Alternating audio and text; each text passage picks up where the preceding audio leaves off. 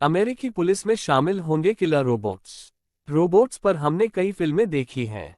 रजनीकांत की रोबोट में चिट्टी भावनाओं में आकर हीरो से विलेन बन जाता है। हॉलीवुड फिल्म टर्मिनेटर में मानवता का साथ देने के लिए अर्नाल्ड रोबोट्स होकर भी मशीनों के खिलाफ लड़ते हैं। रोबोट्स का ऐसा इस्तेमाल अब सिर्फ फसाना नहीं, हकीकत बनने जा रहा है।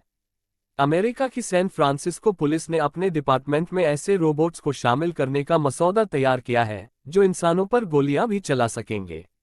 अगर इस प्लान को मंजूरी मिल जाती है तो दुनिया में पहली बार पुलिस में किलर रोबोट्स की भर्ती होगी। जानलेवा मुठभेड़ में अहम साबित होंगे किलर रोबोट्स। इन रोबोट्स का इस्तेमाल खासतौर पर ऐसे ऑपरेशंस में किया जाएगा जहां इंसान की जान को ज्यादा खतरा होता है। सैन फ्रांसिस्को पुलिस के पास फिलहाल 17 रोबोट्स हैं। इनमें से 12 रोबोट्स पुलिस में शामिल होने के लिए बिल्कुल फिट हैं। इनका प्रयोग अब तक सिर्फ किसी जगह पर बम का पता लगाने और उसे नष्ट करने के लिए किया गया है। पुलिस ने इन रोबोट्स को राइट टू किल यानी नाजुक ऑपरेशंस के दौरान संदिग्ध आरोपी को जान से मारने का अधिकार देने की मांग की है। इसका मतलब इन रोबोट्स को इंसानों की हत्या करने का अधिकार होगा। कैसे तैयार किए जाएंगे इंसानों पर गोली चलाने वाले रोबोट्स? सैन फ्रांसिस्को पुलिस के पास फिलहाल रिमोटेक मॉडल के रोबोट्स हैं। इनमें ऑप्शनल वेपन सिस्टम भी फिट किया जा सकता है, यानी मौजूदा रोबोट्स में थोड़े बहुत बदलाव के बाद ये गोली चलाने वाले रोबोट्स बन जाएंगे। रोबोट्स के शरीर में पेन डिसेप्टर नाम का एक टूल है। ड्राफ्ट पास होने पर इसी टूल में अलग अलग लंबाई की 12 गेज शॉटगन शेल डाली जाएंगी। इसके बाद ये रोबोट्स गोली भी चला सकेंगे। इसके अलावा पुलिस डिपार्टमेंट के पास क्यूइनिटी क्यू टेलोन मॉडल के रोबोट्स भी हैं। इनमें भी वेपन लोड होने के बाद ये गोली चला सकते हैं। ये रोबोट्स अमेरिकन आर्मी का भी हिस्सा हैं। इन रोबोट्स में शॉटगन के शेल्स के अलावा ग्रेनेड लॉन्चर, मशीन गन और 0.50 कैलिबर की एंटी मटीरियल राइफल भी फिट की जा सकती है। इन रोबोट्स में आपराधिक आशंका की समझ पैदा करने, राइट टू किल पावर का सही इस्तेमाल करने और गंभीर परिस्थितियों के लिए तैयार को ट्रेनिंग भी कराई जाएगी। सैन फ्रांसिस्को पुलिस के रोबोट्स। रिमोटेक F5A रोबोट ये हैवी ड्यूटी रोबोट है। इसका एक हाथ 38 किलोग्राम तक का वजन उठा सकता है। ये सीढ़ियां चढ़ सकता है। रिमोटेक F6A robot heavy duty robot है। इसका एक हाथ 29 किलोग्राम तक का वजन उठा सकता है। ये सीढ़ियां चढ़ सकता है, बम ट्रेस कर सकता है और चौड़ाई के अनुसार अपने व्हील एडजस्ट कर सकता है। रिमोटेक रोन्स ये रोबोट बम की लोकेशन का पता लगाकर उसे नष्ट कर सकता है। क्यूनिटी टेलोन ये रोबोट I, A, D और A, O, D बम को नष्ट कर सकता है। भारी सामान उठा सकता है, किसी आपदा में बचाव कर सकता है। आई रोबोट फर्स्ट लुक ये टोबोट बहुत हल्के हैं और खुद अपना साइज बड़ा कर सकते हैं। ये रोबोट्स रास्ते पर आराम से चल सकता है। गड्ढे में गिरने के बाद ये खुद खड़े होकर दोबारा चल सकते हैं।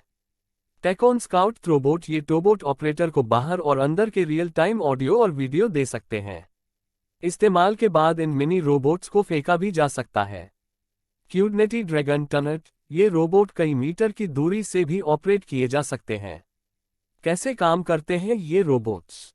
ये robots artificial intelligence, machine learning, image recognition और रोबोटिक्स जैसी टेक्नोलॉजी पर काम करते हैं। इनका खुद का एक आर्टिफिशियल दिमाग होता है जिससे ये तय कर सकते हैं कि अब आगे क्या करना है। मसलन खड़े होना है, दूर जाना है, अटैक करना है या फिर गोली चलाना है। इस आर्टिफिशियल दिमाग को कंप्यूटर प्रोग्रामिंग के जरिए डिजाइन किया जाता है।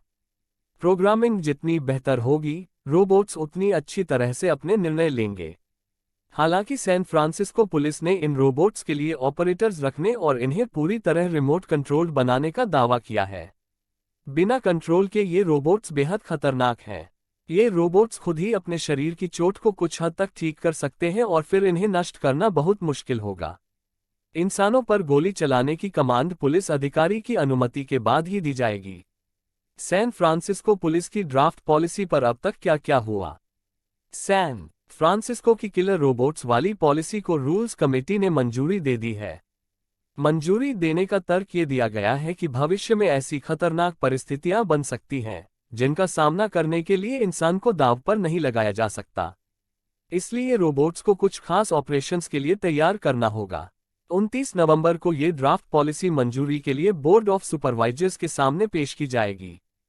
हालांकि शुरुआत में सैन फ्रांसिस्को के बोर्ड ऑफ सुपरवाइजर्स के डीन आरोन पेस्किन ने पुलिस में रोबोट्स को शामिल करने से इनकार कर दिया था। उन्होंने कहा था कि हम रोबोट्स को किसी इंसान की जान लेने की परमिशन नहीं दे सकते। बाद में पेस्किन ने भी इस बात का जिक्र किया कि आने वाले समय में कुछ मुश्किल मौकों पर रोबोट्स की जरूरत पड़ सकती है। रोबोट्स की बढ़ती समझदारी के फायदे हैं तो खतरे भी। मार्च 2018 में एक टेक कॉन्फ्रेंस के दौरान एलन मस्क ने कहा था कि आर्टिफिशियल इंटेलिजेंस परमाणु से ज्यादा खतरनाक है। इसमें खूबियों के साथ जोखिम भी हैं। उदाहरण, साल 2004 में रोबो एथिक्स पर दुनिया का पहला इंटरनेशनल सेमिनार हुआ था। इसमें युद्ध में रोबोट के इस्तेमाल और रोबोट इंसान का आदेश मानने से मना करे तो क्या हो जैसे विषयों पर चर्चा हुई। इस सम्मेलन में जॉर्जिया इंस्टीट्यूट ऑफ टेक्नोलॉजी में मोबाइल रोबोट लेबोरेटरी के डायरेक्टर रोनाल्ड आकिंस भी शामिल हुए थे। उन्होंने कहा, मैं हथियार के रूप में रोबोट के इस्तेमाल के खिलाफ हूं। मैं इस पर रोक लगाने के पक्ष में हूं। आप इसे काबू नहीं कर सकते और ये बेहद खतरनाक हो सकते हैं। कौन चाहेगा कि दुनिया में ऐसे हथियार मौजूद हों जो अपनी मर्जी से किसी को मारने में सक्षम हो। Center for New American Security में director of technology Paul Scharre के मुताबिक, डेवलपमेंट के साथ टेक्नोलॉजी हमें ऐसे रास्ते पर ले जा रही है जहां जिंदगी और मौत से जुड़े फैसले मशीनों के हवाले हो जाएंगे और मुझे लगता है कि ये इंसानियत के सामने एक गंभीर सवाल है। वीडियो देखने के लिए धन्यवाद। Please like and subscribe.